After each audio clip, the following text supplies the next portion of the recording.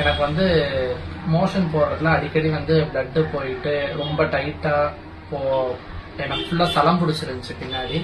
அது ஒரு 2-3 ஹாஸ்பிட்டல் போய் நான் பார்த்ததுல வந்து அவங்க சர்ஜரி பண்ணணும் 1 lakh ஆகும் அப்படிங்கிற மாதிரி சொன்னாங்க.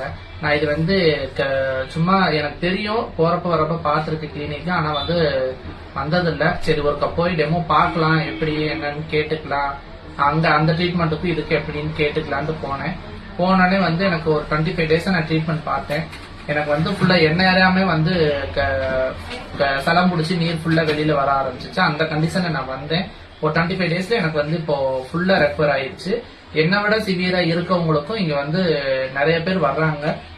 எல்லாத்துக்கும் ரெக்கவர் ஆகி போயிட்டு இருக்கு.